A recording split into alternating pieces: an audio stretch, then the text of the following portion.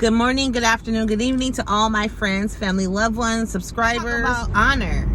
When the Bible says to honor your mother and your father, and your days on this earth will be long. That can be interpreted in many, many different ways. So when we raise our children, right, the Bible says to train up a child in the way that he or she should go.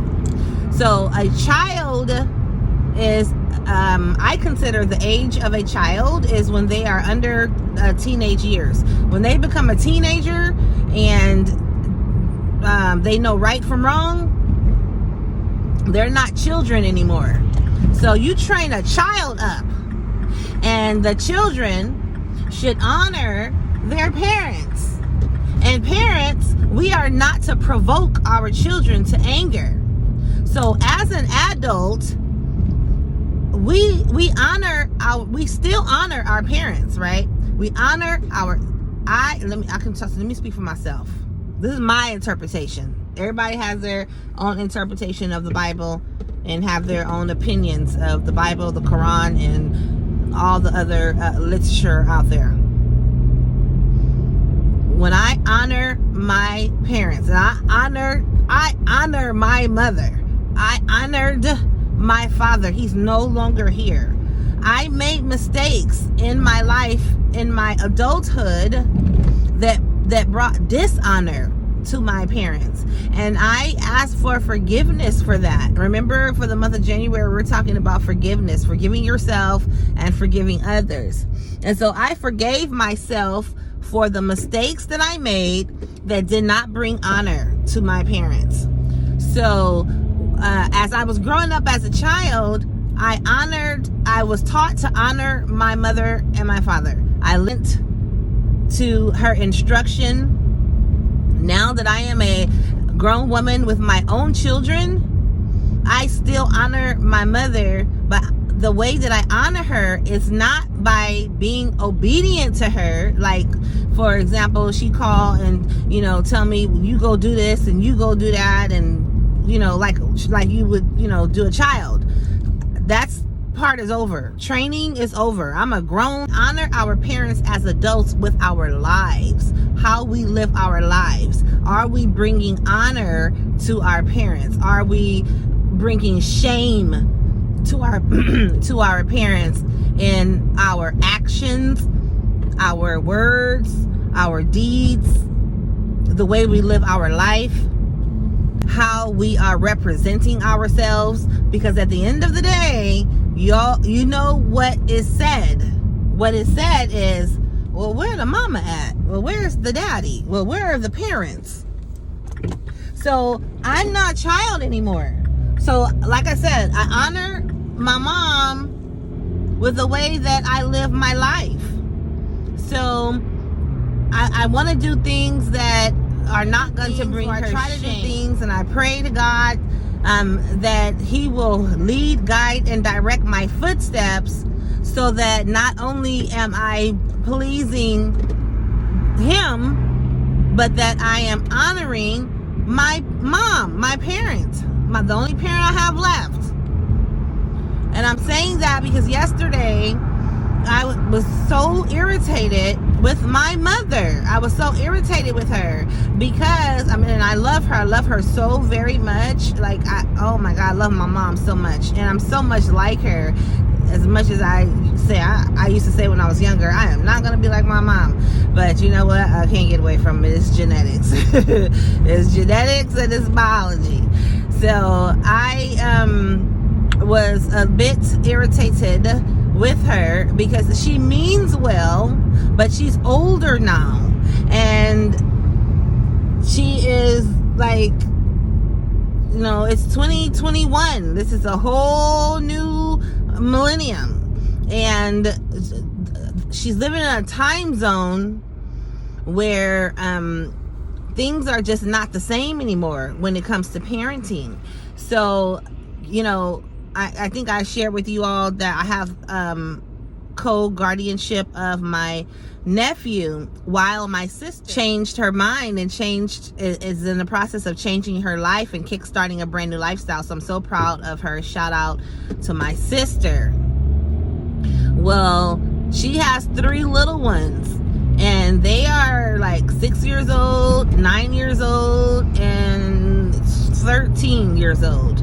So there's been times throughout their life that I've, brought them out here with me to Sacramento and, kept them, because my mom gets a little burnt out and she is the grandparent. So, that's what happens. The grandparent ends up with the whole Operation Home Front at my house already, with, my daughter and my son, his fiance, and their baby.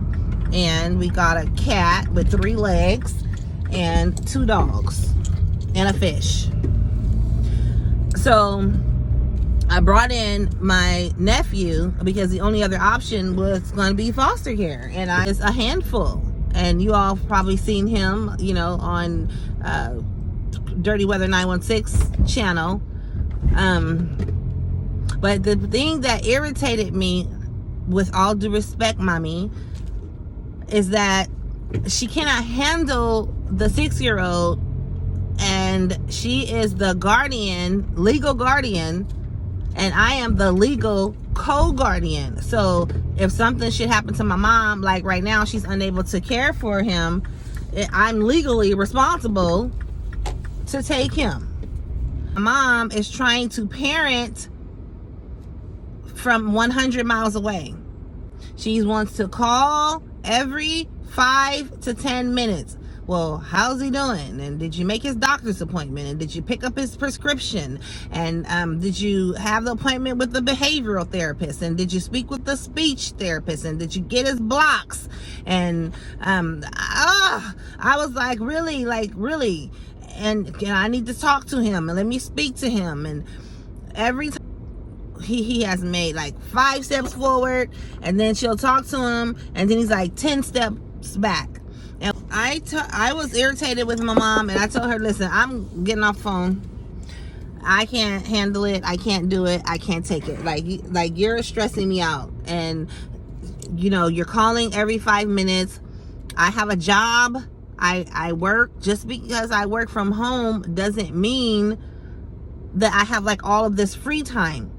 And I also have a daughter who's doing social distance learning as well. So I have to be available for her on my breaks and lunches to make sure that, she gets up, gets her bath, brush her teeth, have her breakfast, clean her room. It's like we're training him, because he's a child, we're training him up the way that he should go, do the best that we can on a spur of the moment. This was not something that was planned. This was like literally a phone call in the middle of the night. You got to come get him. I can't do it anymore.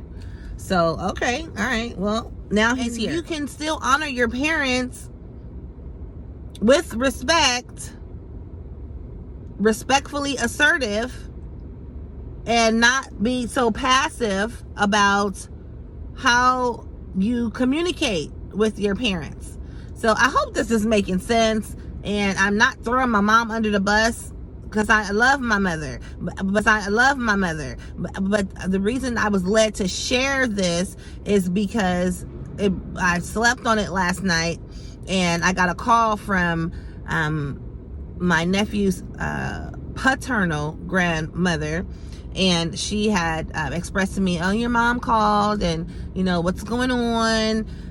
She said that you're tired and you can't do it, and you need me to come pick up the little boy. And I'm like, I didn't say that. I didn't say that I can't do it. What I said is, I can't do you calling every 5 to 10 minutes, because you're not the only one that's calling. The teacher is calling and texting. The doctors, the therapists, the pharmacy, the behavioral therapist, the speech therapist. Like, all of these people are calling and texting all in the middle of the day while he's supposed to be learning, and it distracts him. And so I was explaining that to her, and I hope that she didn't take it like the wrong way, And I talked to her, and so we straightened it out, and I spoke with so you train up a child in the way that the child should go, and you honor your parents in the Lord. Your days on this earth will be long. And parents, do not provoke your children to anger. Do not provoke your children to anger. So that's my message. I love you all, and I hope you have a blessed day on purpose. And if I really would like to hire an admin assistant, a virtual admin assistant, someone who can work from home, that can, work, about 3 hours a week. I can pay, like $15 an hour. So if you know anyone, please shoot them my way. All they need to have is social media skills, a laptop, and internet. And that's pretty much it. So once again, I love you all. Have a blessed day on purpose. Drina's Haven 916, Alternative Life Solutions, signing off.